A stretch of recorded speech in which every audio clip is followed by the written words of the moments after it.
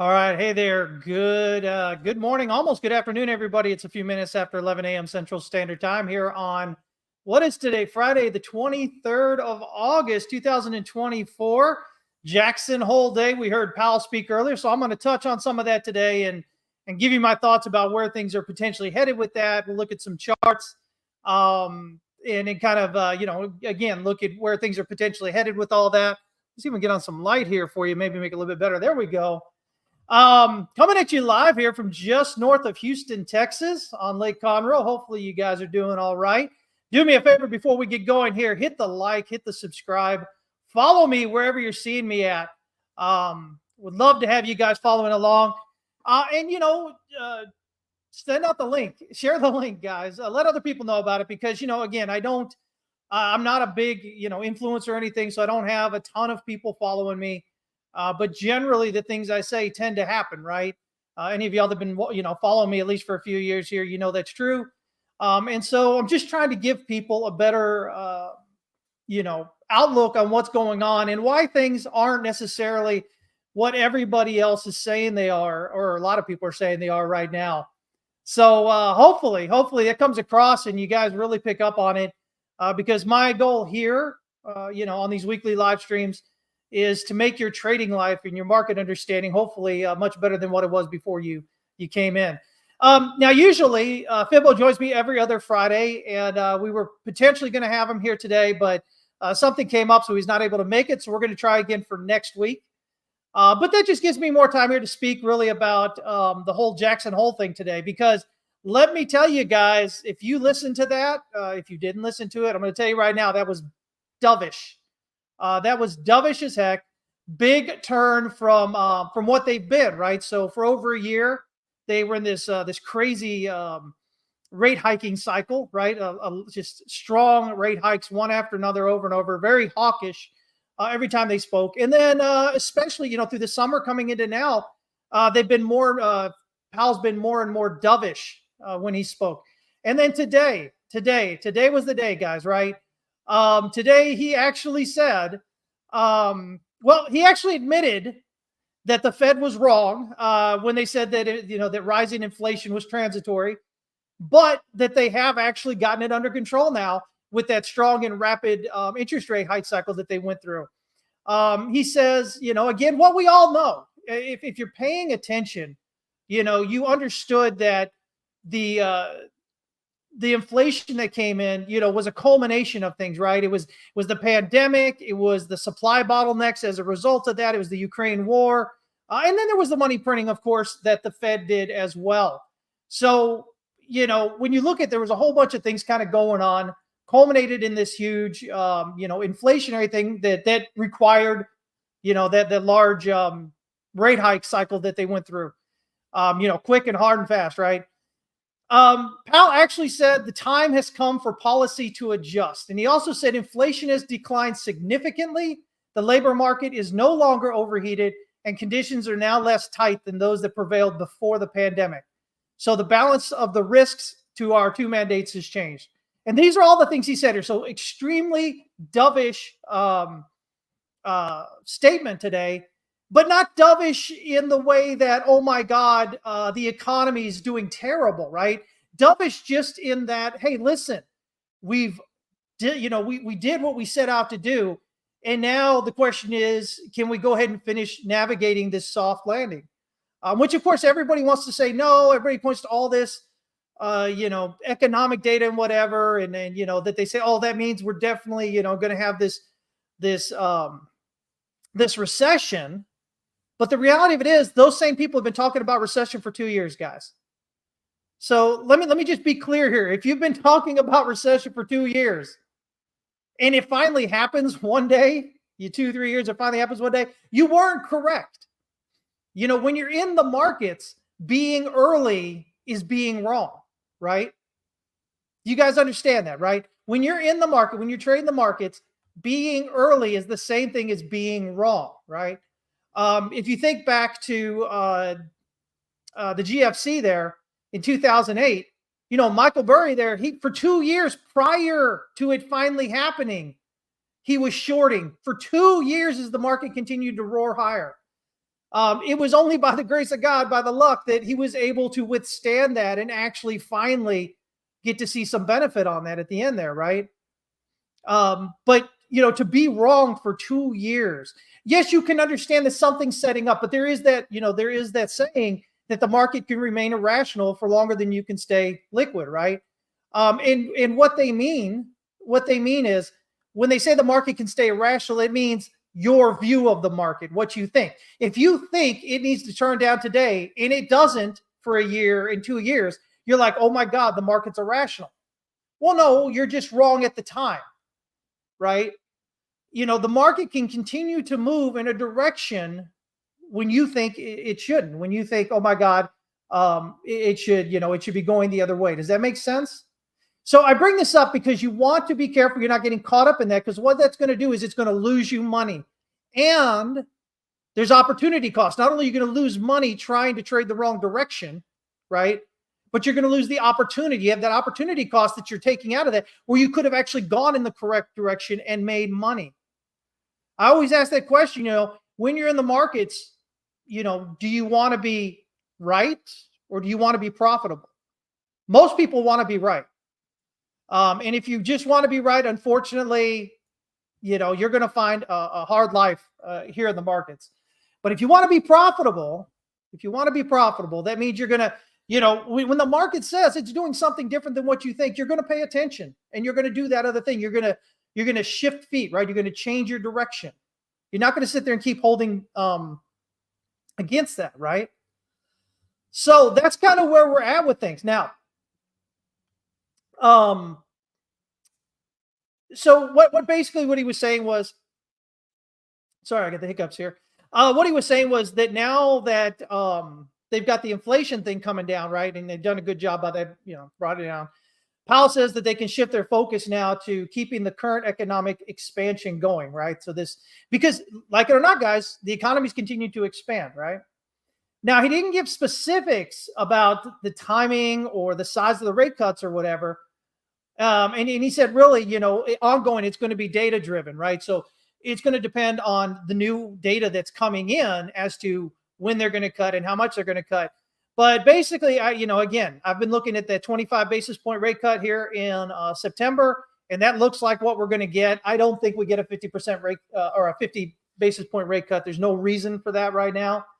But 25 basis points in September and potentially 25 more after that. That might be the extent of the rate cuts this year. 2 of them, 25 basis points. We'll see how things continue going. Again, it kind of depends on that information that continues to come in, the data, right? Now, what does all this mean for markets and for what's going on? Well, so his speech this morning at the Jackson Hole Symposium, right? It marked this significant shift in the Federal Reserve's approach now. Like we mentioned there, he indicated that time has come for the Fed to consider, cutting interest rates, that likely starting in September. And that shift that they're seeing now is driven by the easing of inflationary pressures and more balanced labor markets. Okay.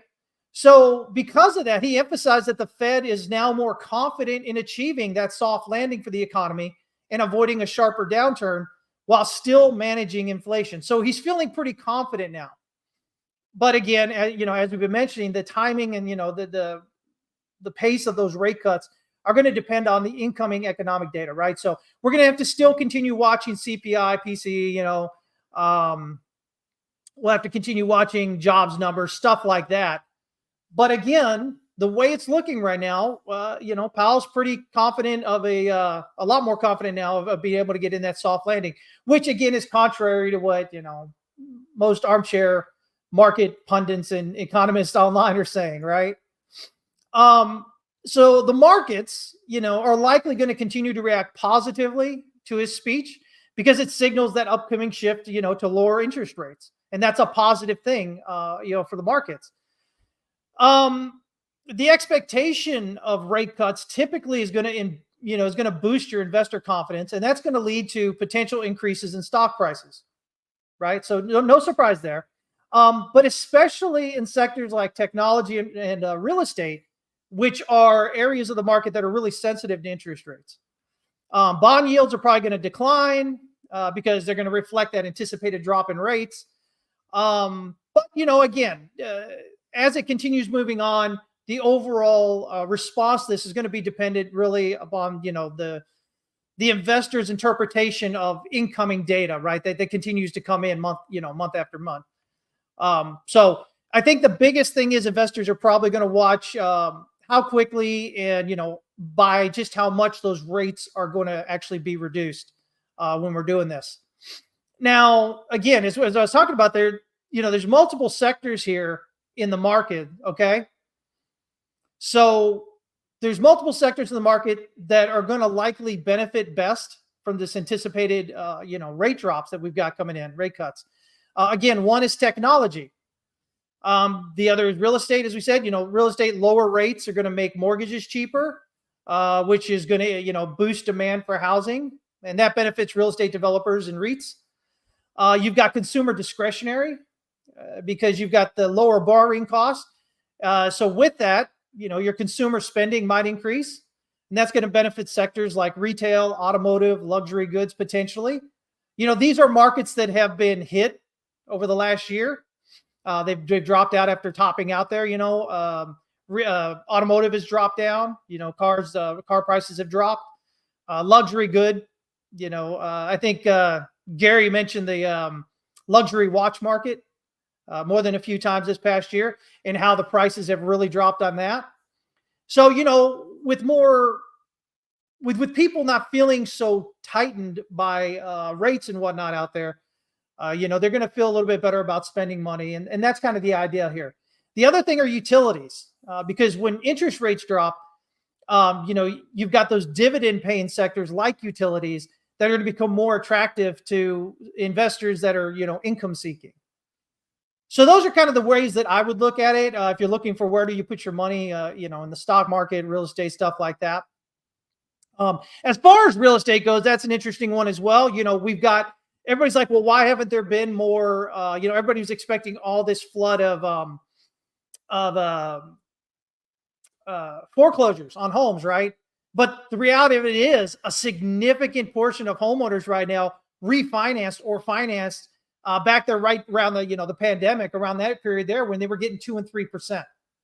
So so they don't have a reason to get foreclosed on.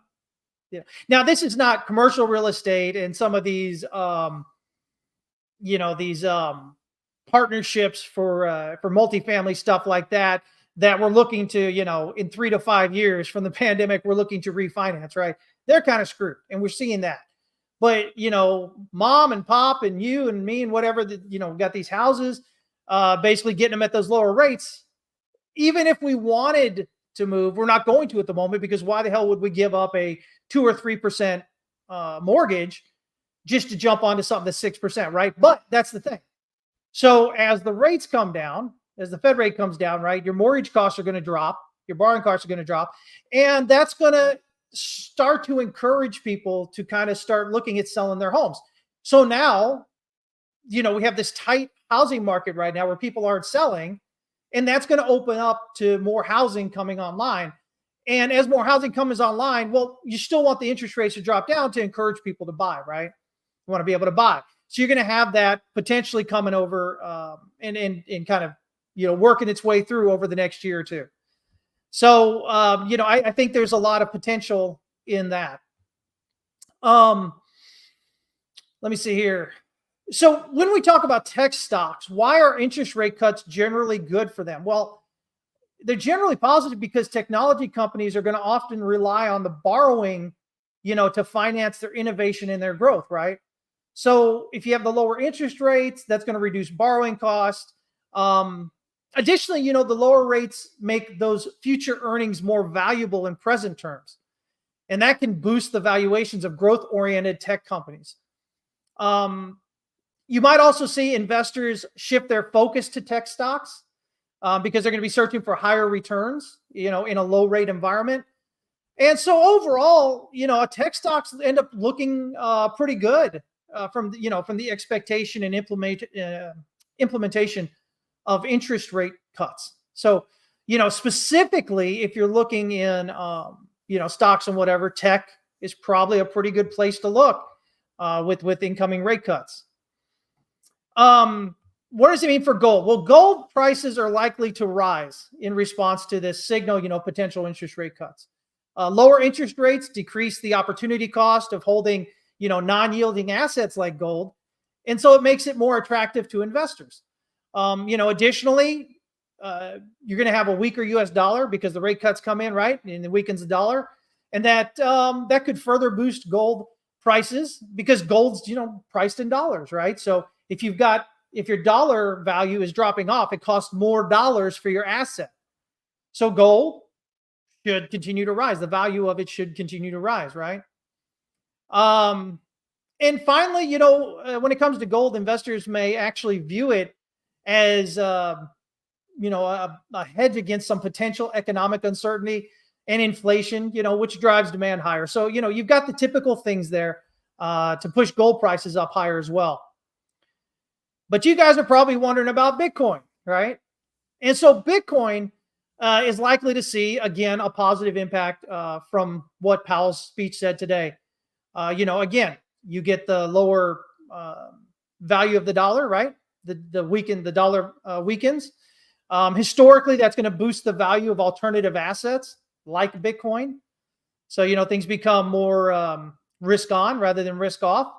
And, when you have traditional assets like bonds and savings accounts and stuff like that, which are going to be offering lower yields, investors a lot of times are going to be seeking out riskier assets. Again, risk on. And that riskier assets these days, like it or not, includes cryptocurrencies. And of course, the king of the cryptos is Bitcoin, because they're going to be searching for those higher returns, right?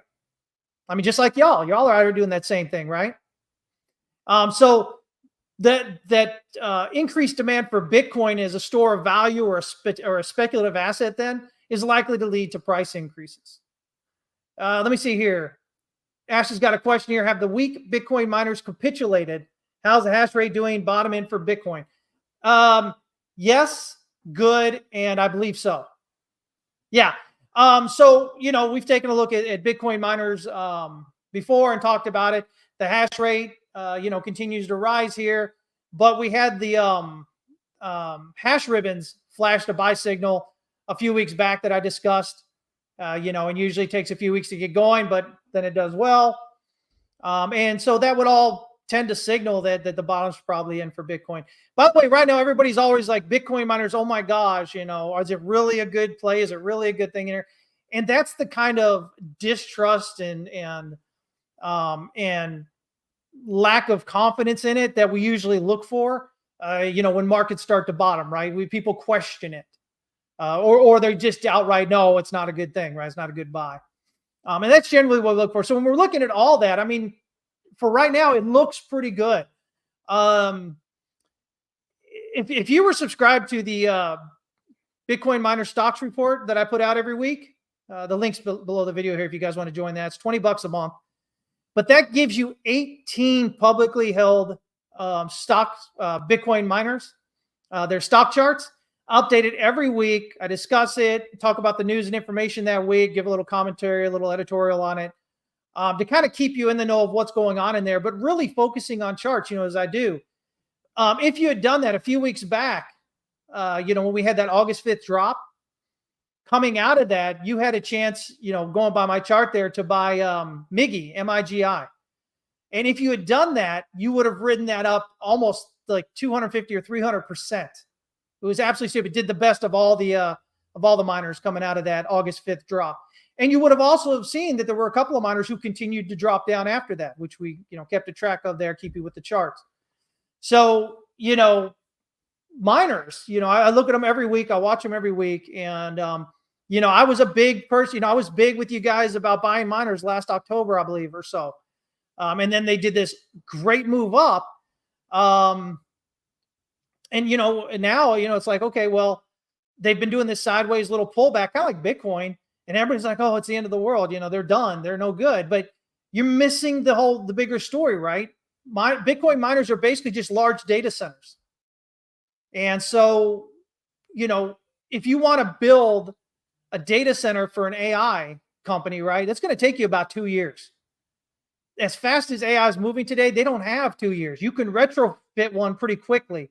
Costs some money, but you could retrofit it pretty quickly, because here's the thing. Bitcoin miners can operate in a dustier, dirtier environment. AI, HPC, stuff like that, you really have to have a much cleaner environment. So there is some retrofitting has to be done, and some different chips that need to be in there. But generally speaking, if you've got the data center, if you've got the electricity contracts, the energy contracts, if you've got all this stuff, as a Bitcoin miner, this is one of the best times that you may potentially go out of business or get taken over that's ever been in the history of Bitcoin, right? Because this happens every halving, right? The weak miners get pushed out. Usually they just go under. Sometimes they may get bought by bigger miners, but now what we're coming into now after the mining here, where Bitcoin miners right now, I think the average cost is somewhere around 70 grand or so to mine a Bitcoin, and Bitcoin price is 61. So in terms of that, the miners are facing a losing battle right now, right? Now we get above 70,000 and they're fine. What does that mean? Well, that means these smaller miners you're going to see more and more of them continue to get bought up. You're going to see what we've already been seeing, which is these contracts between these AI companies and Bitcoin miners. And by the way, these Bitcoin miners that are going under also become great takeover targets, right? I mean, hell, you can even look at Riot trying to take over Bitfarm over the last few months, right? Yeah, things like that. You had the Coors contract with what was the company? Starts with a C. Oh, I can't remember. But anyway, that huge contract deal right there. So if you're looking at Bitcoin miners strictly in terms of Bitcoin mining, you're missing the story. I've been vocal about this for months now, months and months and months, all through the summer, prior to the summer. So prior to the halving, I guess you could actually say. So yeah, I think, Bitcoin miners continue to look great overall, right? CoreWeave, Nathan, my man, thank you. You get the gold star today, buddy. Yes, CoreWeave, thank you so much. That was the contract I was talking about earlier, trying to remember. So yeah, Bitcoin miners, I think, continue to be a great place to potentially, look to put some money if you're looking in stocks. Let's see here. So we talked about Bitcoin. Bond yields are going to decline, in response to the expectation of interest rate cuts. So when the Fed Reserve, cuts interest rates, the yield on existing bonds, which are going to offer higher rates, becomes more attractive, and that drives up their prices, which inversely lowers their yields. Right? Bond prices go up, yields go down. Additionally, those lower yields are going to reflect the market's anticipation of easier monetary policy and reduced borrowing cost, right? And with that coming in, that has a good chance of leading to increased demand for bonds, because investors are going to see, potentially some stable returns in that lower interest rate environment. So, when it comes to bond yields, you're looking for the yields to decline, prices to rise. By the way, a lot of people said, oh, look, bonds are, telling you there's a recession coming in. What if I was to say maybe bonds were pricing in disinflation rather than recession? There's a thought, right? So again, when you're looking at bonds, that's kind of what we're looking at as far as that goes. Now, potential interest rate cuts, again, are going to likely have that positive impact on the housing market. We talked about that a minute ago. Lower interest rates generally lead to reduced mortgage rates on the notes there, which is going to make home loans more affordable for buyers. Now, that doesn't happen right away. That's something that comes in, right? That's why I said over the next year or two, as those rates come down, depending on how quickly they come down, that's going to affect positively for the housing market. That increased affordability then boosts demand for homes. They're potentially going to drive up home prices again. And additionally, current homeowners are going to take advantage of those lower rates to refinance their mortgages. But as we talked about, right, a lot of the mortgages out there right now are, 2% and 3%. So it's going to take some coming down to get some of those people out. Some of the other people are going to jump up there and be like, okay, yeah, I can do this at 5% or whatever. But a lot of the ones that are in there at 2 or 3%, if they can hold out for it to come down closer to 4% or even that 3%, they're going to do it, right? So don't expect it to be like, this over flooding of homes on the market all of a sudden.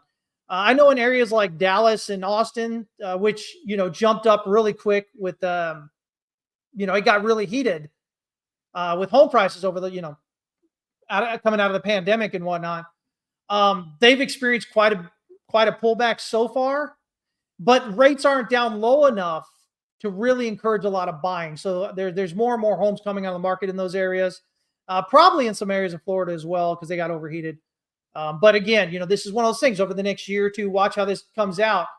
I think we'll be hitting that housing bottom, and then we'll start seeing a lot more activity in the housing market there. Let me see here. Oh, let me see. Yeah. Okay. So we talked about Bitcoin now and homes. Let's see here. I kind of mentioned US dollar. US dollar should weaken because lower interest rates reduce the yield on dollar denominated assets, and that makes them less attractive to international investors. So that decreased demand there often leads to a decline in the dollar's value relative to other currencies.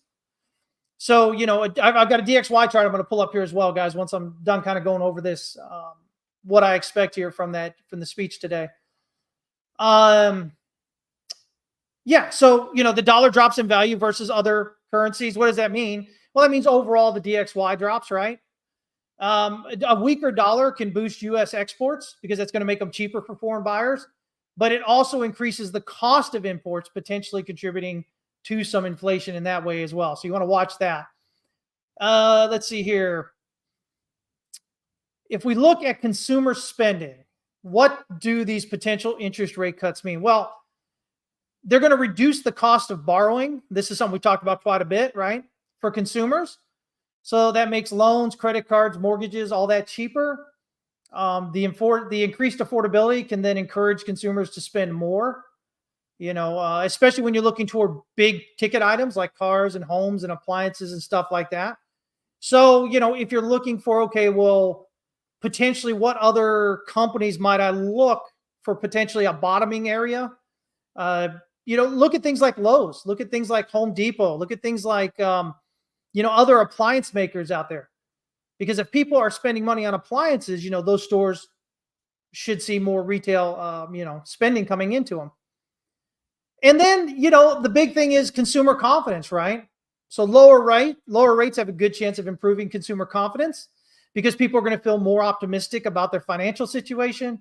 But, again, it's just one part of it, right? We have to see what's the actual impact, based on that broader economic conditions, right? And really how quickly and how significantly are those rates going to be reduced? That's going to have a big play on there, okay? And then finally, looking at the job market, what does it mean? Well, at the end of the day, guys, we came in at 4.3%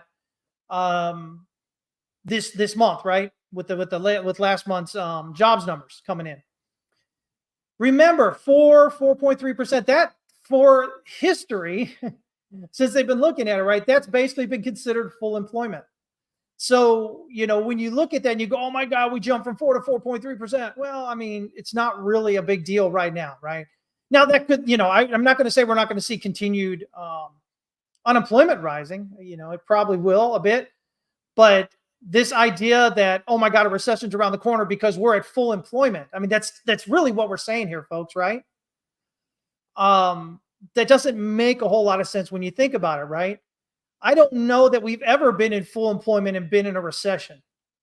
I was looking at charts. I couldn't find a time that stood out to me where we were in what we've considered full employment and we went into a recession. So it doesn't mean a recession isn't coming at some point, maybe, right? But it means, when you're looking at it, again, as I was talking about earlier, as I talked about earlier, in markets, if you're early, you're wrong, right?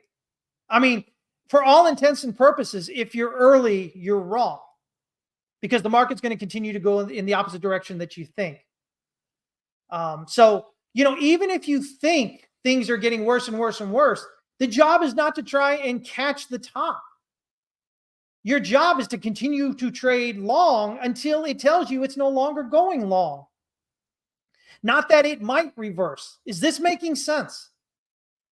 Because I mean, as simple as it sounds, what I'm saying here, this is what most people are missing, guys. This is what most of the people that you're following online are missing. Okay. Your job is not to catch the top or the bottom. Your job is to note when changes may be occurring or the conditions may be setting up for a potential change in direction, and then looking for some confirmation on that change. You got people for 2 years, folks. For over 2 years, I've been telling you recession, short. As the markets continue to go up. Gold, silver, you kind of went sideways for a bit, but they're up now, right? Bitcoin over the last year's rallied, right? Stocks have continued to go up. If you're early, you are wrong. Make sure you understand that. It doesn't mean that you're not on the right track, but it means that if you're trading into that early potential possibility, right? Potential. What are you doing? You're trading against the trend. Okay. So I'm trying to say that. So hopefully this catches with you guys, because again, I consider what I'm doing here, this reality check on what's really going on in what you're doing and what you're thinking. Again, you can think and things can look to you like there's going to be a potential reversal, like there's going to be a potential recession. But until you're seeing action actually happening that confirms that, you're going to be trading against the trend. You don't want to do that. One more time, case in point is the last 2 years. If you bought the narrative that the recession was coming in 2 years ago, you've been shorting for 2 years. Again, two problems with that. One is you're losing money because price continues to go up. Two, opportunity cost. You missed the opportunity to get in and make money on the rally, right? Don't try to be smarter than the market. Okay? Look for confirmations. Because what that means is, if you're waiting for confirmation, what that means is you're going to continue riding the trend and making money. And you're only going to lose a little bit of money when you get the confirmation that the trend reversal has happened. Does that make sense? All right. So that's kind of what I'm thinking as far as, what went on with what Powell said today, what that means for the various markets and what's going on there. There was nothing negative really in what he was saying at all. The only negative stuff you're going to be seeing right now are people that have been telling you, oh my God, we've got a recession for the last 2 years, and they've been hanging on it. But everything else, it's really nothing out there that says the time is now to short. Okay. Again, you could be getting signals if you look at credit card defaults, for instance, right? Huge credit card defaults. It may be a signal, but as for now, the markets are continuing to go up, right? So you just kind of put it in your back pocket. You go, okay, I'm going to continue watching. Are those, is the market going to continue to go up while those credit card defaults start coming down? Those are the kind of things you want to watch. Okay. Hold Bitcoin. That's right. says we know what you say here. We know what to hold. That's right. Let me see here. So I guess I can probably bring up some charts. You guys want to see some charts? Yeah. All right. Let's bring up some charts here then. Oh, I don't like that. Let's try a different. That's better. Let me kind of pull this over here a little bit, filling it in. Let's start off with the Bitcoin chart. All right, guys? All right. So Bitcoin chart. Here we go. Really, I wanted to talk about this. I don't remember if I've talked about this with you guys. I've talked about it with our students before at the academy, but I'm not sure if I talked to you guys about it. So I want to talk about it. Okay. So we look at this, and you remember, even me, I was looking at this idea that we had like a 1, 2, 3, a flat is a 4, and we were doing a 5, right? But here is my big issue with this. When you're looking at Elliott wave, you're looking at the duration of the corrections, okay? And so if this was to be a big flat for this wave 4, right? This is the weekly chart. You're talking about 581 days or so, something around that, okay? Here's the problem. If we were looking at that, basically what people are looking at is this idea that you got a 1, 2, 3, 4, 5. Okay? Something like that. So here's the problem. This interior 4 here, or this exterior 4, because remember, this would be wave 4 of wave 5, right? So it's an interior wave 4. But it's, look how long it is. 581 days around that versus 371. This is the exterior wave. This should be larger. This should be a shorter time frame. Okay? Even if we look at wave 2 here, right? It's smaller than wave 2. Let me make sure it's the low there. 166.45, 162. Yeah, okay. So even this, so this is a little bit shorter than wave 2 here, but it's bigger than wave 4 here. And so when I look at that, that gives me a lot of pause. We shouldn't have, this should not be a larger. So I'm sitting here thinking, and what I'm watching here is, what if this just becomes 1, 2, 3, 4, 5? So it becomes 1 of wave 5.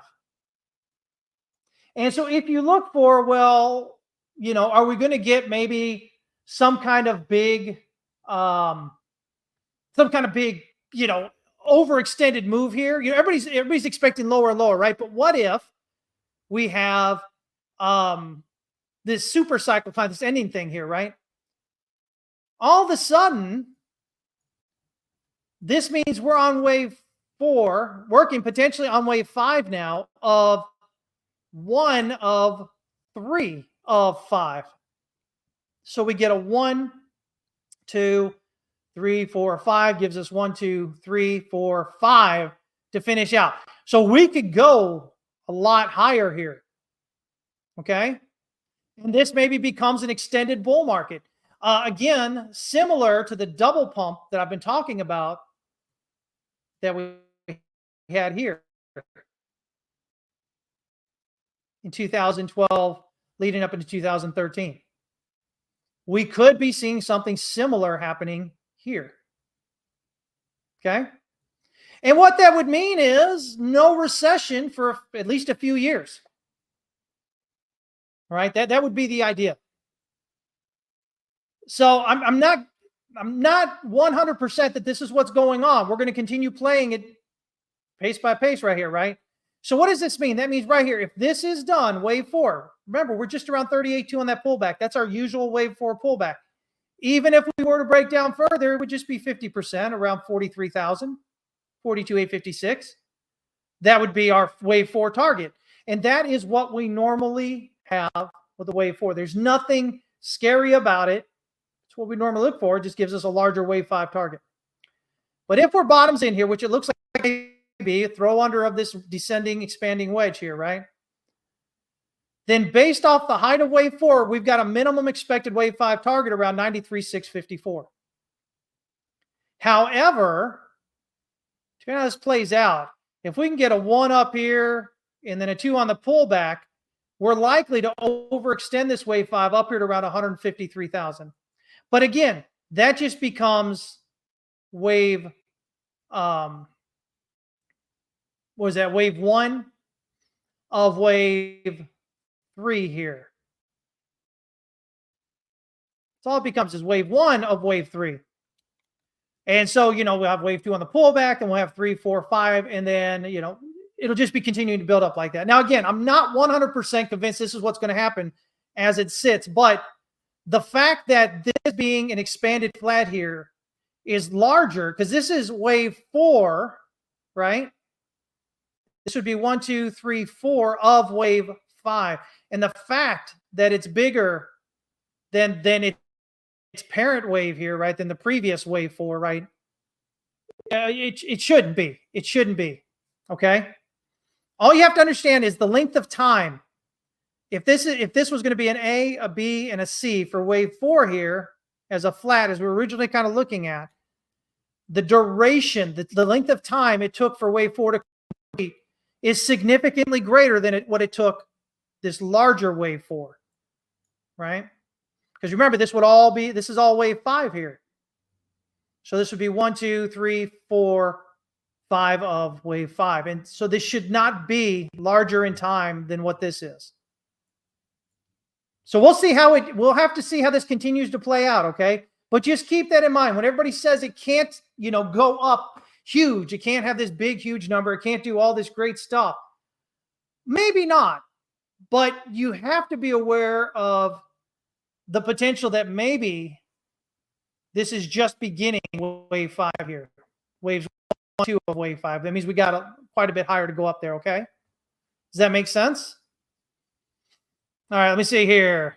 What's going on, Andrew? He says, great call on the DXY. Yeah, let's go ahead and pull that up. So anyway, yeah, that's what we're looking for here. This isn't really bullish divergence here because it's not the lower arm here where we get this pullback. But we are getting higher lows here off the weekly RSI. We're finding support at neutral. We're bullish at neutral here, getting ready to potentially cross over bullishly. We're getting ready to cross bullishly and potentially break out on the weekly Stochh RSI. So again, I do think the bottom is likely in here. But as far as this macro picture goes, we got to get above this 70,000 area here, the last higher low. Lower high. And then in terms of Elliott wave, we have to get above the wave X here, which is right around 72,000. So if we're doing those, there's absolutely no reason you should be thinking down lower. If you want to be, unconvinced right now, that's fine. But I wouldn't necessarily consider shorting right now, mid-range here, this movement, okay? So I think, again, still looking good overall. We want to get that further push and continuation here with Bitcoin. Again, for those of you that haven't been following me, I'm the guy. I'm the guy right here when we were around 89. And I said, we were coming into actually right here. Here it is. When we were coming into January of 21, and I gave you all the reasons in the world why this was likely a low here. Especially, I spoke a lot about sentiment at the time, where the traders were almost sitting to the bias of 94% short. And when you tend to be that far off sides in the market punishes you. So at this point, I was talking about this is likely a bottom, and I gave the 114 to 115 target. And of course, here we are. We hit it. We hit the, what was that? 114.745 there. We got the rejection. I said we're looking for 100 on the drop to begin with, and that's what we got. But guys, basically, we built this diamond pattern here over the last year and 3/4, almost just over a year and a half here. And we're finally getting the breakdown at that. You can see that we're breaking down hard. Let me zoom in here a bit for you. We broke down here, big volume locally coming down through that weekly pivot. And that should signal a minimum target of the S1 pivot down here at around 97.8 in that area there.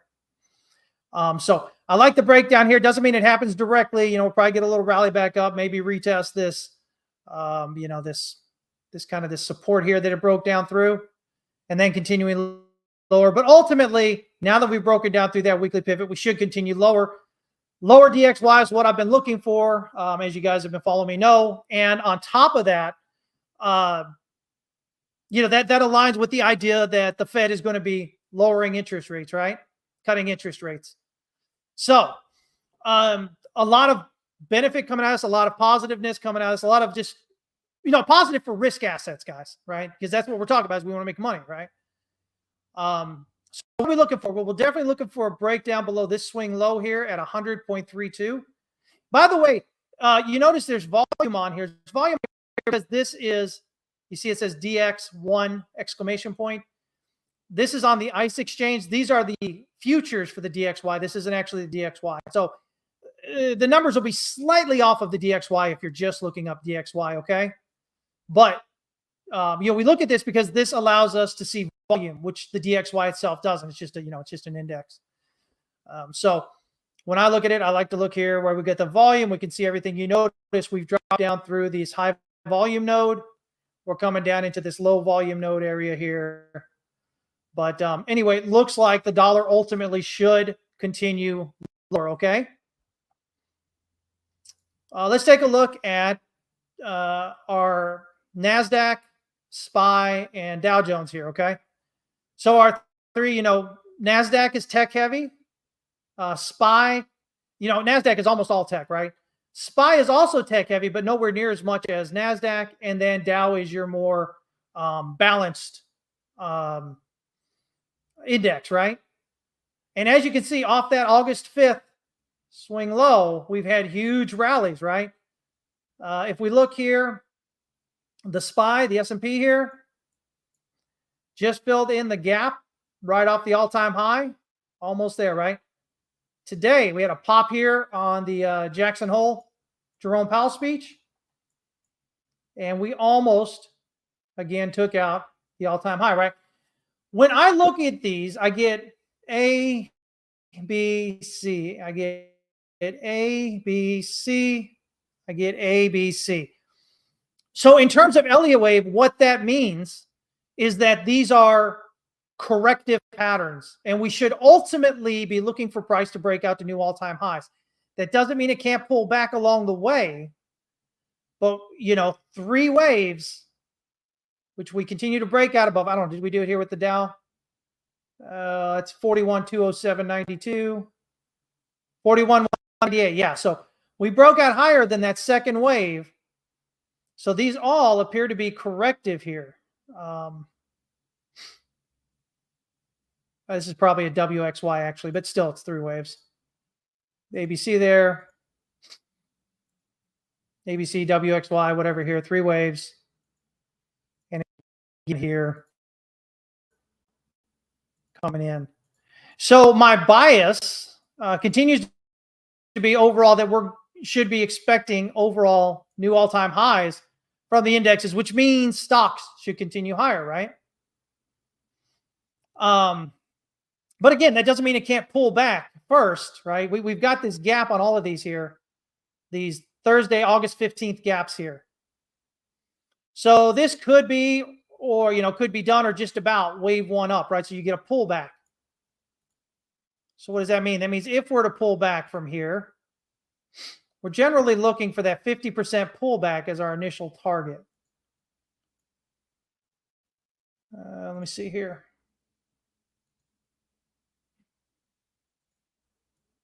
So yeah, you see right here, it'll pull back on the Dow, it'll pull back, fill in that gap. Here, it'll probably get a little bit lower, fill in both these gaps here on the SPY. Here, 50%, fill in this gap, and probably a little bit lower here, fill in the other gap here. So if we're topped, which it looks like we may be, if not, we'll just get a little bit push out higher, and then we'll come back. But it should fill in those gaps, and then we should be ready to rally back up, right? So overall, looking pretty good. If we are topped, I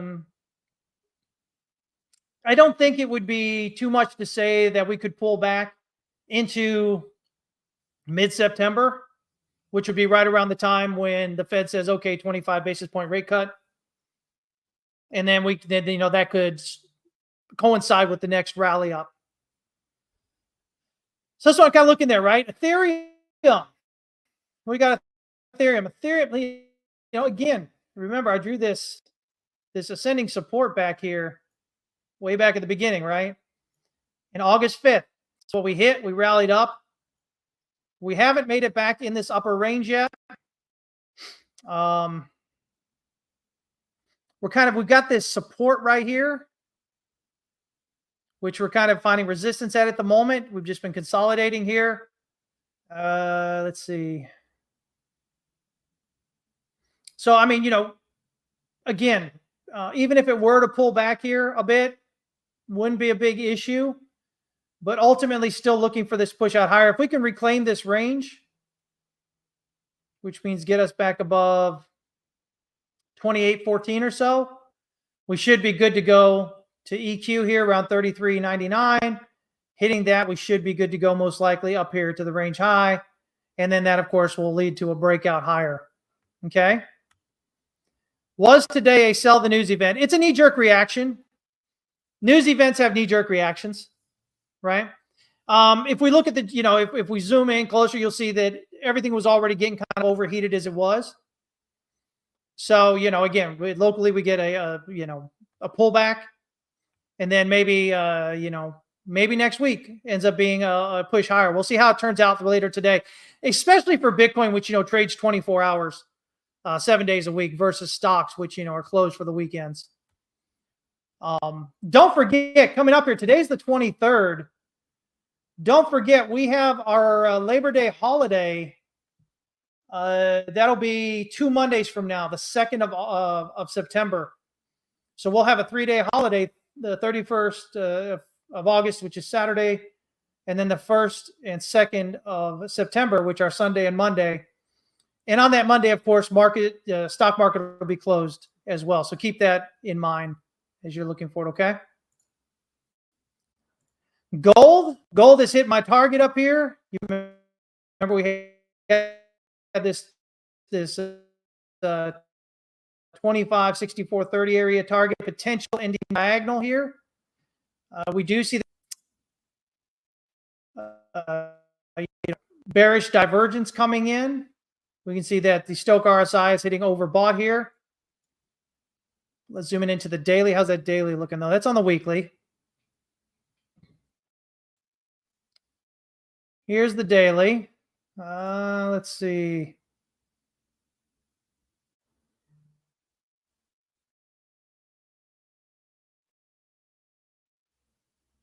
Yeah, we could still push up a bit further maybe and finish it out. What's going on the screen? Oh my gosh, everything. There we go. Okay.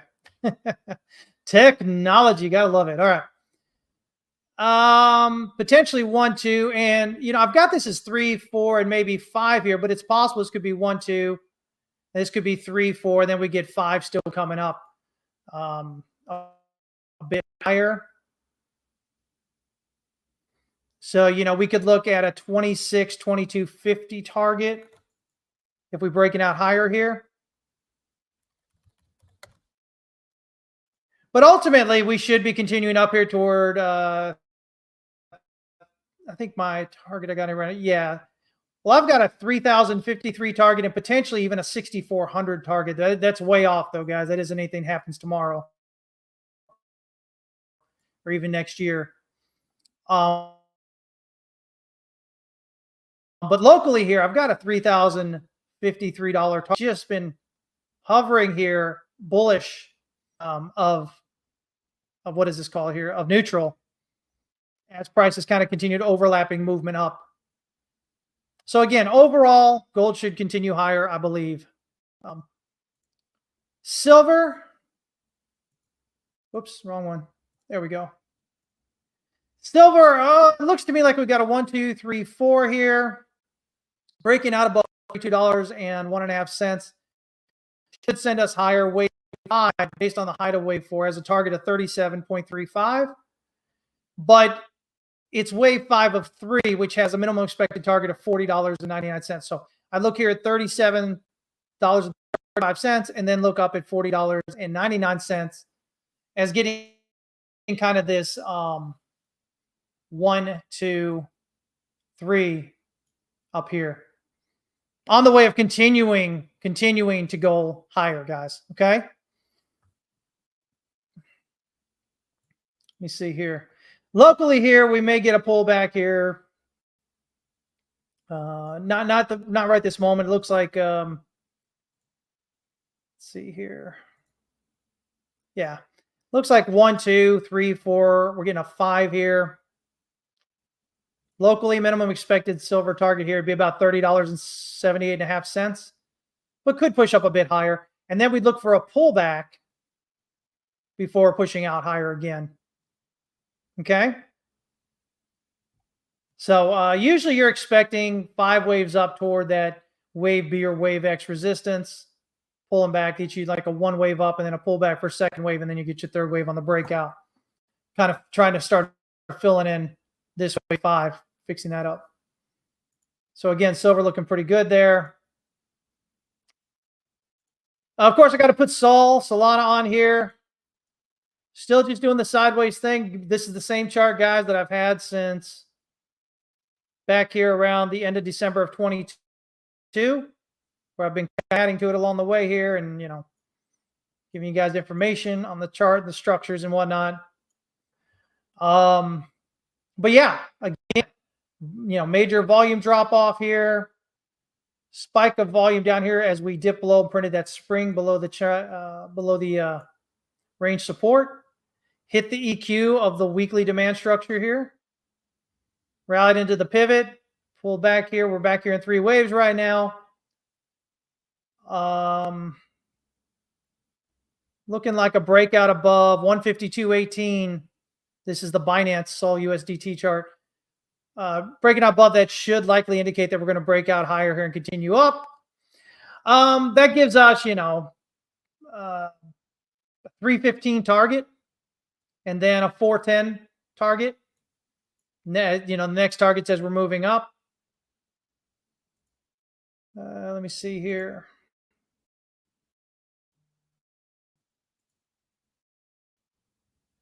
Yeah, 315 ends up looking pretty good there.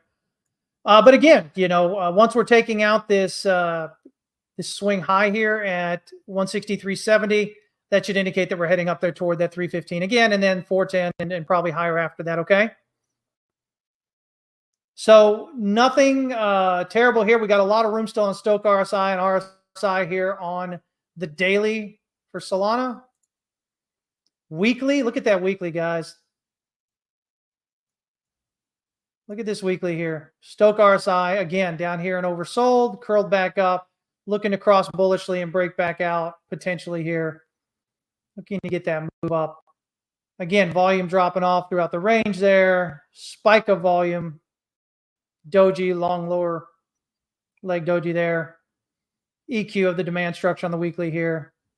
I mean, it's just the setup's there to continue higher. As a matter of fact, you can look here, and if you pull this line down, this diagonal resistance, we had the breakout and we found support, and then we dipped down below and closed back up above it. By the way, this right here is also, you know, I said it's a spring in this range. It's also a bullish SFP below the range low here, $116 back around the beginning of April of this year. So bullish SFP usually has a run back up toward the top of, you know, the previous swing high there. So the top of this range area. So again, I don't see a lot of really terrible stuff. I see some consolidation here because you get such a strong move here. We'll see if we can get this to continue moving up forward, which it appears that it wants to be, that it wants to do there. Let me see here. Vince, what's up, man? It says, can you take a look at RWM ETF? And in the higher time frame, weekly and monthly, the amount of divergence is screaming a large upside move is coming with the Russell 200 coming down big. Yeah, I don't necessarily agree that the Russell 200 is going to come down big. But let's take a look at RWM here. Let me see here.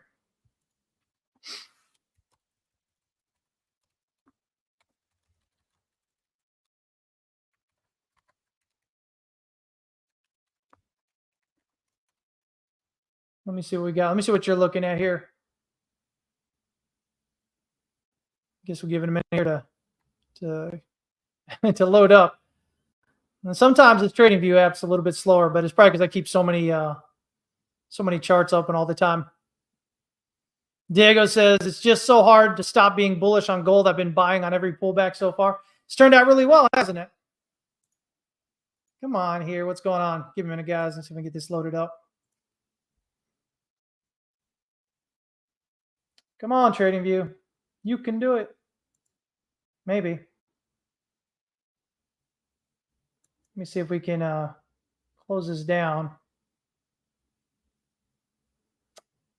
You know what, guys? Give me a minute. Let me reload the TradingView app here real quick. Let me see. Give me just a minute here. I think I'm killing my computer is what it is here. I got too many tabs open across browsers and everything. Let's see. Yeah, let's go ahead and do this. Let's go ahead and close it out. And then we'll load it back up. Give me just a minute, guys.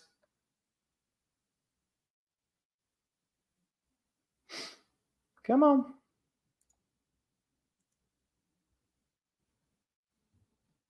Okay, there's that. Let this cool down for a moment here. And let me pull it back up here. Appreciate you guys' patience.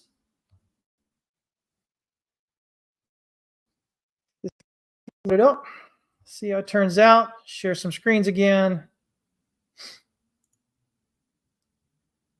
Let's see. Let's see if we can do this.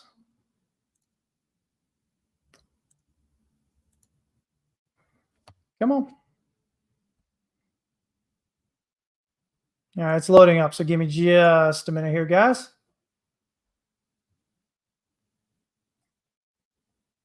And I'm at it.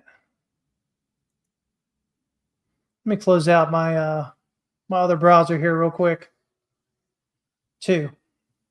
See if we can get some loosen up some CPU here.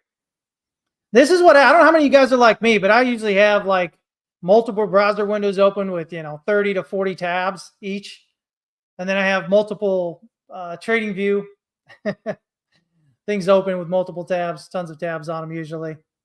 Let me see here. Let me go ahead and pull this up now. RWM. All right, there we go. See. Larger time frame. This is the weekly. What large divergence are you looking at that's screaming to you?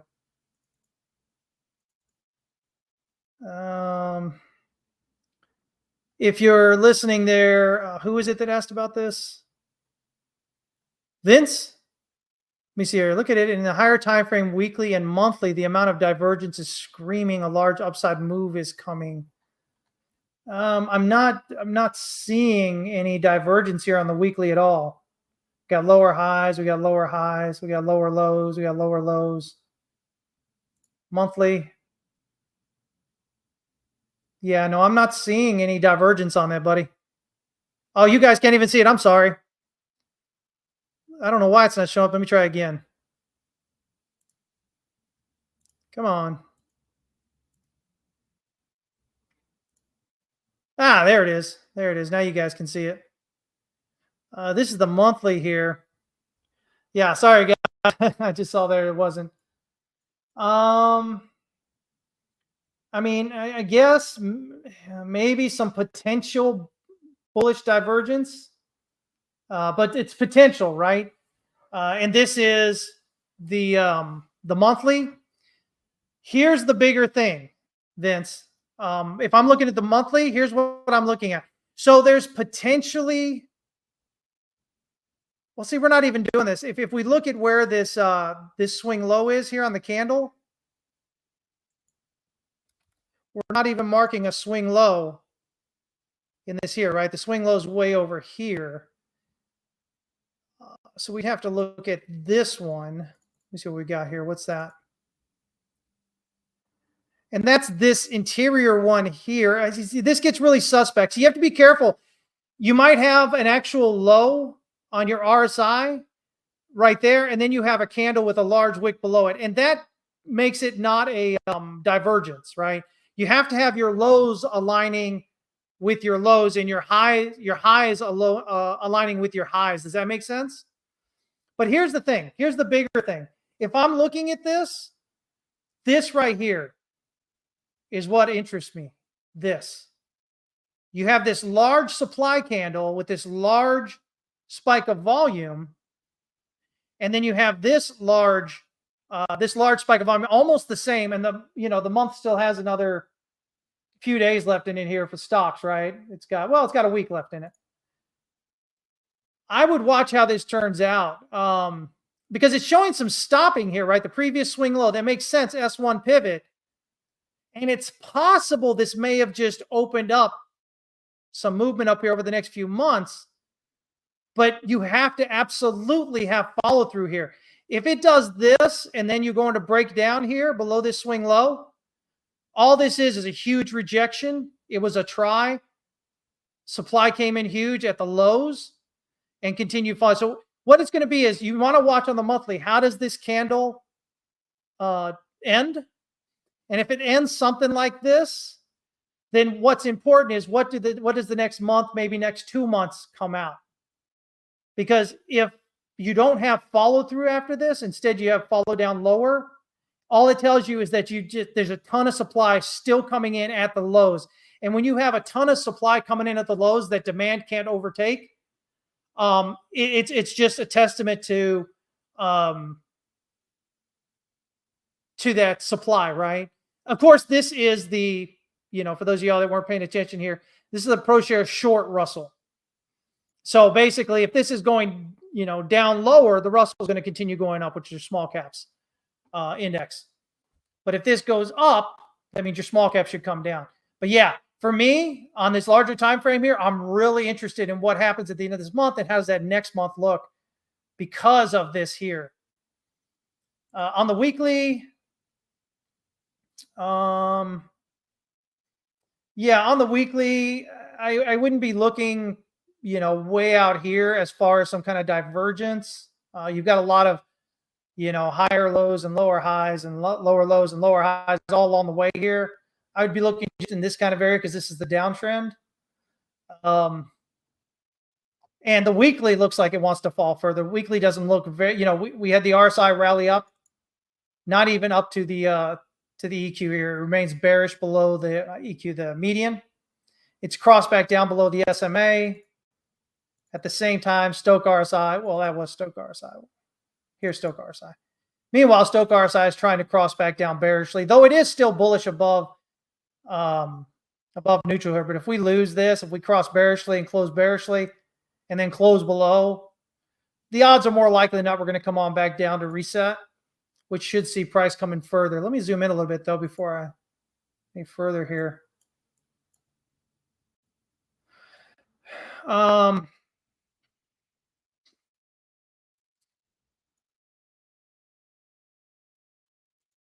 See if we can get a little bit clearer here.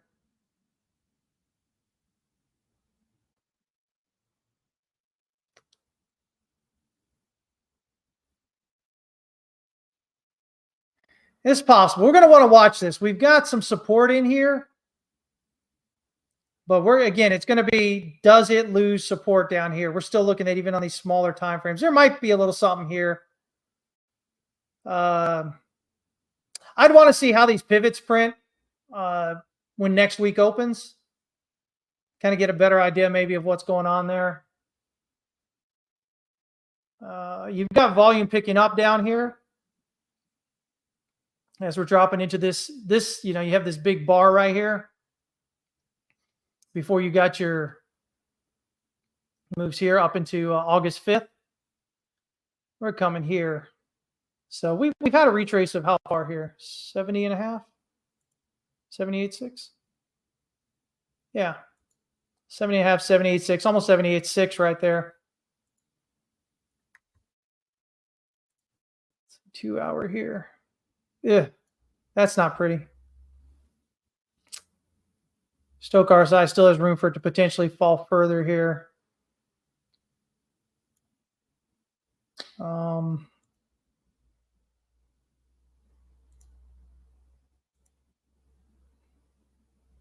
Yeah. I'm saying this can't even be 5 waves up because this would be wave 3. So you get a 1, 2, 3, 4, 5, and wave 3 would be the shortest. It can't be the shortest of 1, 3, and 5. So this looks like it's potentially an ABC and then an ABC, which gives us a WXY. That's corrective because we've dropped back down below that third wave, right? So right now, if I'm looking at this, to me, it looks like it's potentially this here. And because we dropped below that second wave, Oops. Get this over here. Because we drop below that second wave, it locks this in as 3 waves up. So if I'm looking at that, to me, this suggests overall, it doesn't mean it can't like bounce up or whatever, but overall, it's probably going to go lower on that. Hopefully that makes some sense, man.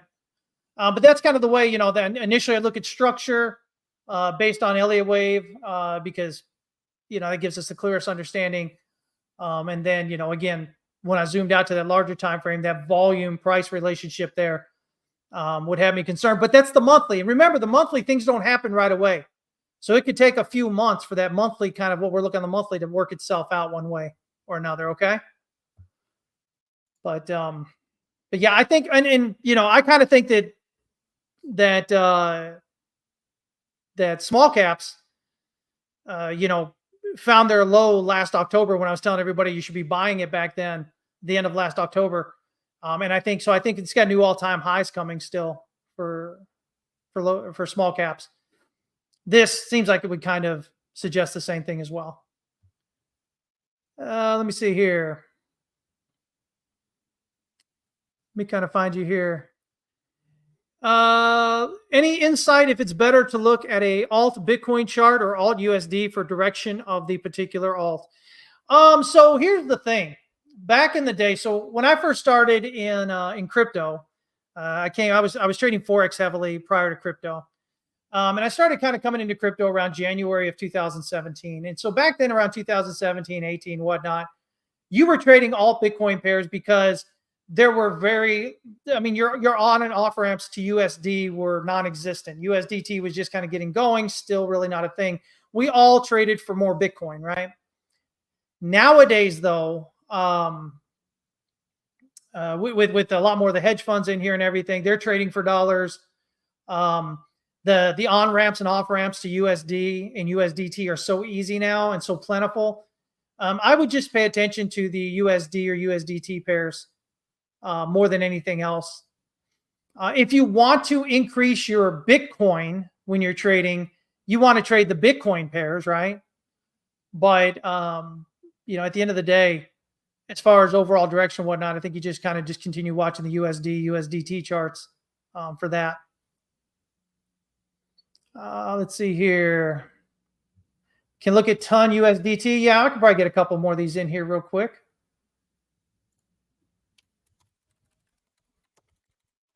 Let's see here. Hope you guys find this helpful. It's the whole goal of it. Otherwise, I'm just wasting my time for an hour and a half a day, right? Every Friday, right? Come on. Still going to take a minute, huh?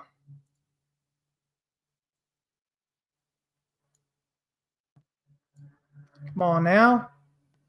Don't be like that. Get rid of some of these other charts already looked at. There we go. All right. Next time I'll remember to restart my computer prior to the show. I apologize for that, guys. Let's see here. Ton just sideways. I mean, overall, high, low, higher, high, higher, low. That's all we're at. I wouldn't worry about this here. This was when it came on the exchange. I wouldn't even worry about that. We start here. So again, you get a high, you get a low, you get a higher high, you get a higher low, potentially a higher low here. It has to break out above the last higher high to say that is.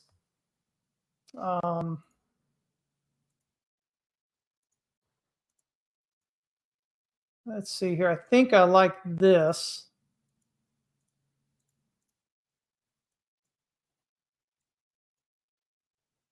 Let me see. Yeah, we came back, retested. I like this breakout. I like this breakout. And we did it on some volume here. Through that, we came back, retested it. Yeah, support. I like that. This is the 2-hour chart, by the way.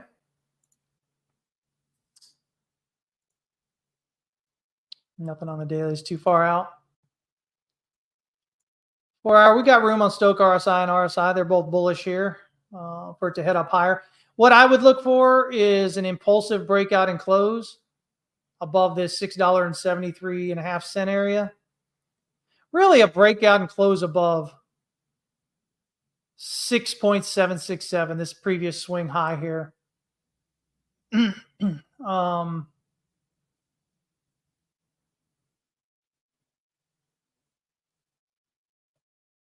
Okay, yeah, so it looks like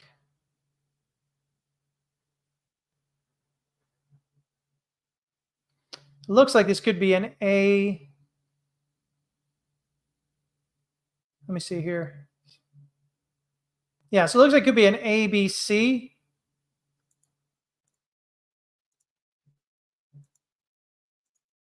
And then this could be 1, 2, 3, 4, 5, A, B, C here as well.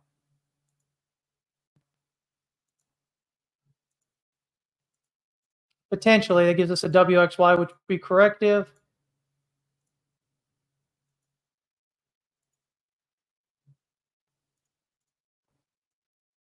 And so in that case, we'd have to see a breakout above this swing high up here. 69.32, so 6.932. To add confidence to that idea and suggest that we're going to break out higher overall.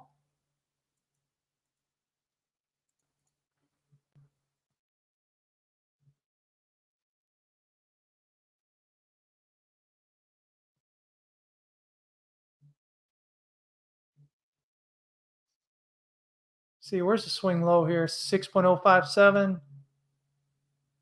6.056. So we got a high, we got a low, we got a higher high, potential higher low. We can break out higher again. But I like this setup here. You know, the first target here is going to be this, again, this $6.74 area or so. That'd be the initial target.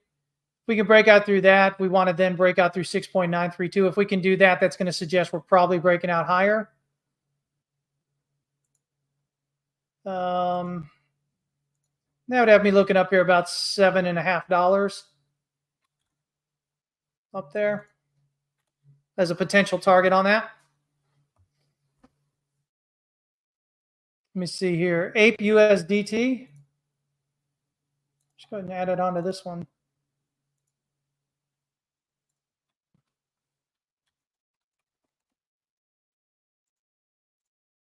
Ooh, look at that big move up.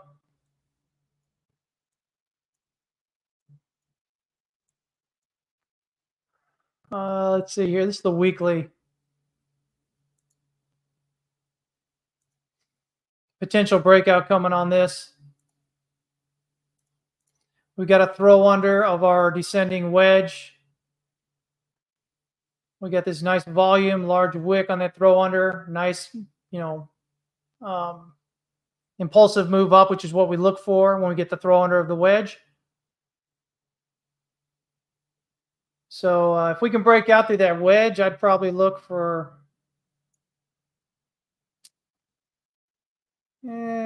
probably initial target just to be safe here around almost $1.20. We get up through that, we should be looking up here at around $2.28. And if we're up there, the odds are we're going to break out higher.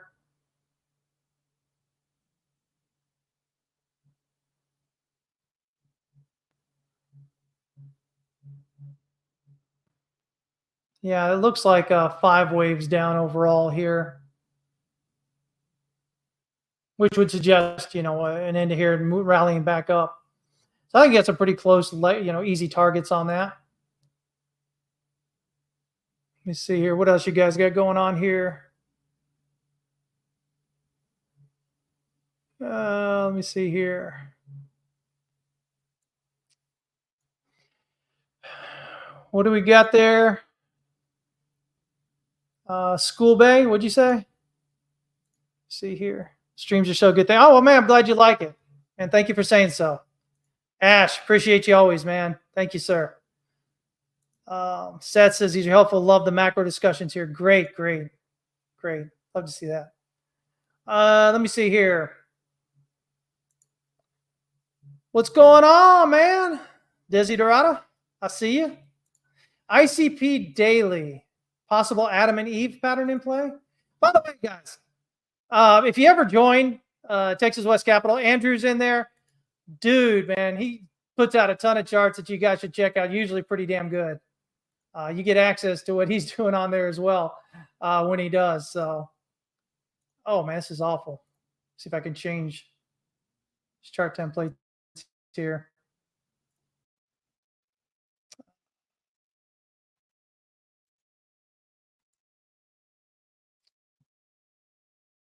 And we'll get everything set up here. There we go. All right. What were we looking at there? ICP? Internet computer?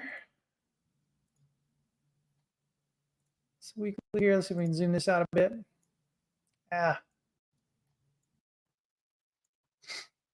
Man, you know, I love me a bounce off that S1 pivot. I love that. Possible Adam and Eve right here. You think it looks like maybe.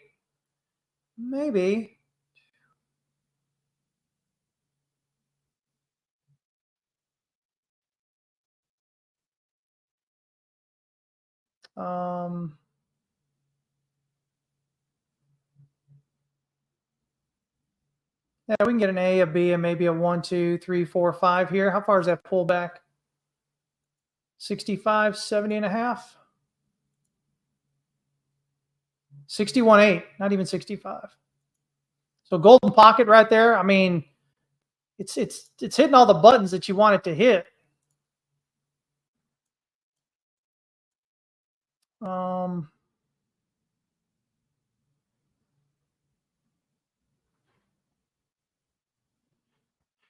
And if I look at this, I can go 1, 2, 1, 2, 3, 4, 5, 3, 4, 5. ABC, ABC, WXY on that pullback there. Now that's a deep pullback, but we just pulled back into that daily demand structure there. Again, even on the daily, we're at the S1 pivot. So it's a deep pullback, but that was at August 5th as well. So again, big volume coming through that.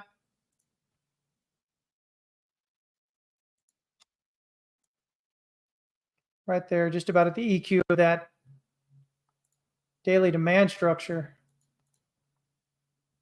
So yeah, if I'm looking at this, I'm thinking, man, it looks like a 1 and a 2 may be complete here. So, but I need a breakout. I would need to see a breakout above this swing high up here at $10, 10.119.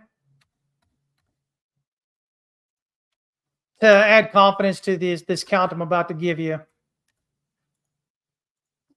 But that would suggest 2, 3 up here, a minimum of $17.64. Wave 5 minimum, $22.52. And so, you know, usually what we look for is 5 waves up around the previous swing high, and that's what we would have there. Locally here, we're going to want to see the rally up here to 9.945 so we hit that wave 3. So we can go 1, 2, 3 up there. 5 waves up right around. So again, 5 waves up takes us right to the previous swing high. That's usually what we look for. So if we can get that 5 waves up to 10.868, we'll get a pullback, probably down here toward this pivot where it sits right now, about $8.50. And then we'll rally higher off that.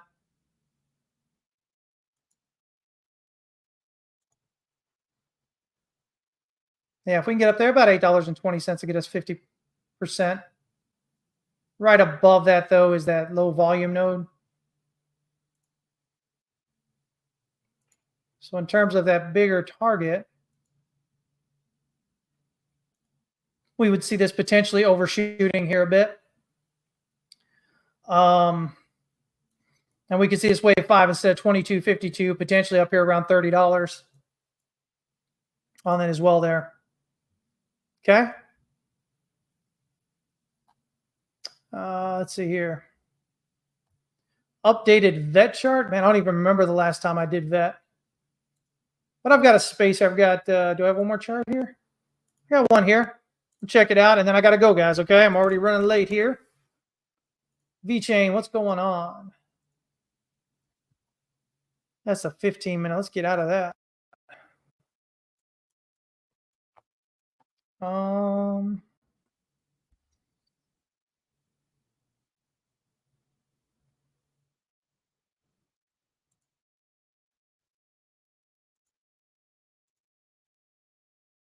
Yeah.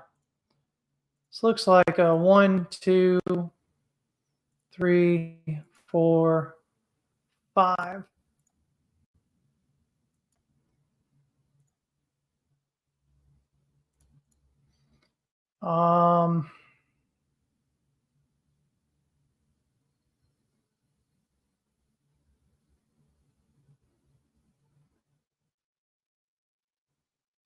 The pullback.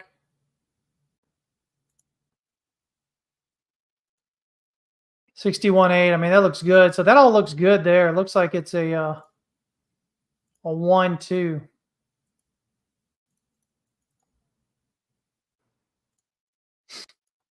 Here, 1, 2, 3, 4, 5. So yeah.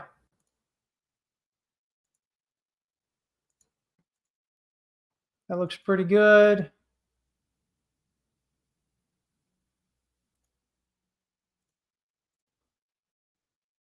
Gives us a 1 and a 2 here. S1 pivot. Good target. Doji, large lower wick. I can't tell what the volume is. A spike of volume there. These are things you want to see. Bullish SFP below this July 1st week. So bullish SFP there again.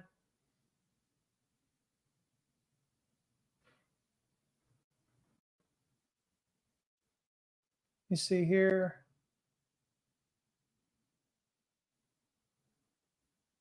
Yeah, I mean, again, looking for, looks like maybe a wave B up here. It's, you know, it's pretty close up here. You know, you have to move a little bit for this count, but what is that? 05155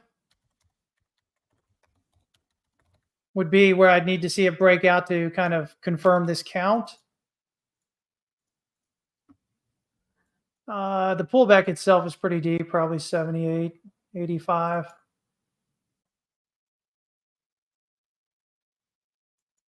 Yeah, 78%. So that works really well, though.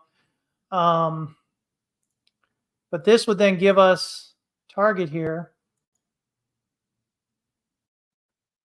Minimum expected wave 3 target up around 19 cents. Minimum expected. And then minimum expected wave 5 target up there around 32, almost 33 cents. And look at that.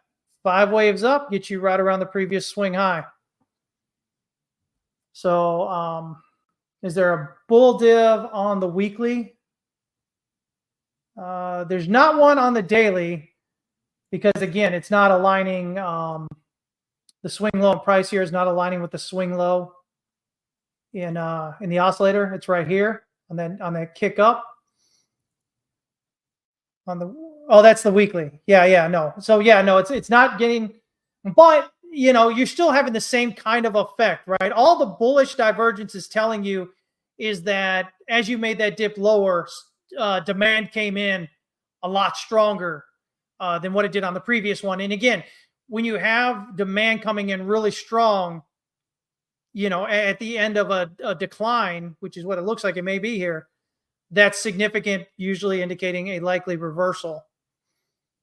So that's kind of what we're looking there. You're the best, man. You're the best, man. I appreciate you. But yeah, right out the S1 pivot, I love it. We're pushing up into this weekly fair value gap right now. We want to see a close. Honestly, we want to see a close above 0.02640. That's the top of this fair value gap. If we can get a weekly close above that, that'll this bearish fair value cap will become an inverse fair value cap. And usually that indicates continuation this way, this reversal. So yeah. Man, oh man. Yeah, I'm not hating it. I'm liking it so far. We'll see if we can get that continuation, but yeah, not really hating it. We got 1, 2, 3, 4, 5, A, B, C. Did I just do that on a larger time frame? No. So locally here, we're potentially on wave 3 here, but it needs to get up here to 0.03233. 0.03233. Yeah. If it stops here around, 0.2763 or 0.2934, that could suggest this is an ABC. And if it then came back down below this swing low, that would confirm that, and we'd probably be headed lower. But right now, it's potentially on a wave 3 up there toward that target. So if we can get that, we'll go, hey, well, there's 3, 4, 5 up there. Again, 5 waves up right around the previous swing high. Pull back, and we'll go again on that. So looking all right. I appreciate you guys, man. You guys got nice compliments today. Thank you so much, guys. I really appreciate you checking in. Ash says, TradingView is currently using up 30 gigs of RAM. Crazy considering my first internal hard drive was less than 1 gig. It's crazy how these things are nowadays, isn't it? Anyway, so yeah, guys, there we're going. Hey, listen, as you see at the bottom of the screen there, we've got this, if you're not ready to dive fully into understanding how and why markets move the way they do and how to benefit from that, how to, forecast price action, how to understand where your distribution, your accumulation is, and you're just looking for a system that you can apply over and over again, I've got that going there, that impulse, liquidity impulse system. So you guys can sign up for that. I don't think we have 100 people signed up yet.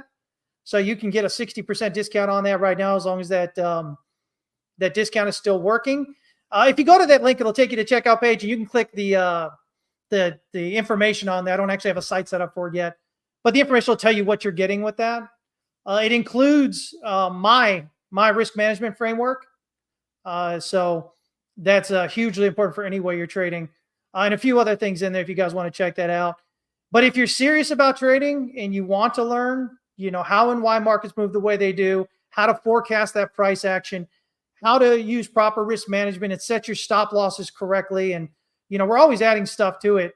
3 times live classes each week where we discuss the intricacies of Wyckoff and Elliott wave and price action. So whether you want to do these things, or you just want to trade short term, right? We've got a price actions course in there as well. And we do a weekly session with that. Just so much in there, guys. And you get cool people like Sats and Andrew and others that are in there that you can, I always tell people, listen, when you're involved in these things, get out there and talk to people. Talk to the other members, talk to the other students, because that's going to increase your rate of learning like this. I'm telling you, that's why I set it up the way I do. So you guys can talk and discuss charts and put charts out there and everything.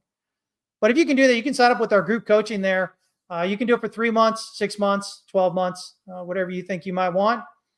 But yeah, a whole bunch of stuff with that as well. If you got any questions, guys, send me a DM or send me an email, christopher.inks@texaswestcapital.com.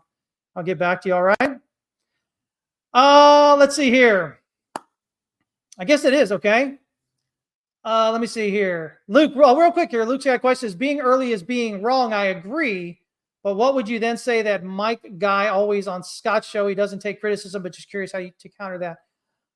I don't know which Mike guy you're talking about or which show that he does with Scott. But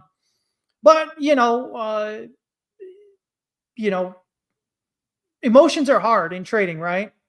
And we're not immune to them. I've been doing this for this year is 30 years. And still, it's not like it's not like the emotions are never there, right? You learn how to deal with them better. You learn to notice them more. But it's tough. Emotions are tough. And if we've convinced ourselves that markets are doing a certain thing, it's really tough to get outside of that, right? And that's what I was talking about at the beginning. It's easy to get caught up in that when you're trading, but it's really detrimental to your trading, right? Again, if you're of the belief that that a recession was coming for the last 2 years, right? You're going to keep shorting everything. So again, the problem with that is, logically, is that you lose money consistently, or if you're lucky, you'll break even, right? But you're usually going to lose money consistently because you're going to hit your stop losses. And, you're going to have the opportunity cost, missing those trades you could have gone long on over that time. And really, there's no easy way to deal with that. The first thing is you have to recognize that it's there. And then, you have to, if you can't get out of your head that that's what's going on, and you're continuing to lose money over an extended period of time because you're wrong in it, but you can't give it up. Usually what you have to do is you have to pull away. You have to step away from the computer. You have to step away from the charts for a while, maybe a few days, maybe even a few weeks, whatever it takes for you to reset in your head, that emotional thing. Because that emotion, guys, listen, at the end of the day, we don't buy on logic. We don't sell on logic, not just in the charts and what we're buying and selling here with the markets, but in life, right? We buy cars, houses, all that stuff. We buy based on emotion, how we feel. And that causes us problems. We try and say we're logical, but for most of us, most of our decisions are going to be extremely emotional. So it comes with starting to recognize that at first, and then understanding the things that you need to do to keep it from happening, right? Again, it starts with proper risk management. You don't want to be losing significant amount of money every time, you're wrong, because you'll be out of the market pretty quick. Does that make sense? Yeah, I don't, Mike McGlone, I don't know who that is. I don't have a whole lot of time to get to know a whole lot of people out there, but again, a lot of people online are, they feel that way, right? A lot of people in the markets feel that way. Again, they've been screaming recession for 2 years, but you have to recognize when you may be early or maybe even completely wrong, because it's the same thing, right? Again, being early means if you're trying to trade against it, you're going to lose money. And of course, you're going to lose that opportunity to make money in the direction of that trend. So it's a tough thing, but these are things that we talk about all the time at the Trading Academy. I constantly work, reminding our students these things and giving them ways in which they can deal with it and try to work with it. Because not everything works for everybody the same way, guys. Okay. But yeah, as Frank says here, Frank's over there at TWC, risk management is where it starts and finishes 100%. All right. At the end of the day, the only thing you control is how much you lose. All right. So don't get caught up in everybody with the moon counts and moon numbers and, all this other silliness. I talked about Bitcoin and the possibility of higher highs overall, and maybe even significantly higher highs. But as I told you, it's got work to do to get there. It may not be correct as I'm looking at it, but it gives me a point of reference to work on, right? So, all right, guys. Anyway, man, do me a favor, guys. Hit the like button, hit the share, leave a comment, leave a question if you've got one. That's fine. The only thing I don't really spend a whole lot of time messing with are, if you're just a jerk and you're just leaving comments just to be a troll or whatever, usually end up blocking you. There's no reason. I don't have time for it. I'm an adult. I work. I don't have time for that nonsense. And here's the thing. If you guys have time to be trolls, you're not doing what you should be doing to become independent, to take care of yourself and your family, guys. Okay. I'm honest to God. I know you may think it's fun. What does that do for you? That's time you could be spending bettering your position in life and your family's position in life and setting them up for in case something happens to you. Let's face it, guys, especially if you're a man, in your relationship, I firmly believe, your family should be at the foremost of your thoughts day in and day out. And what does that mean? That means you should be preparing in case something happens to you. We're not guaranteed tomorrow. So, when I look at, well, what can I do today? I'm going to sit around here and waste time, or am I going to, make sure things are okay? I'm going to make sure things are okay. But anyway, there you go, guys. I hope you have a great day. Y'all trade safe. As always, remember the only thing you control is how much you lose. So please keep working on that risk management. And man, oh man, join us over there, okay? Join us over there. Like I said, even if you're not ready to get into the full thing, Liquidity Pulse System will get you in there with something that actually works, something that you can use that works. And it'll give you a heads up into how I kind of, do my stuff, if you're wondering that as well. And, am I just blowing smoke or am I realistic and stuff like that? All right. Thanks a lot, guys. Y'all trade safe, and I will see you next Friday. Take care.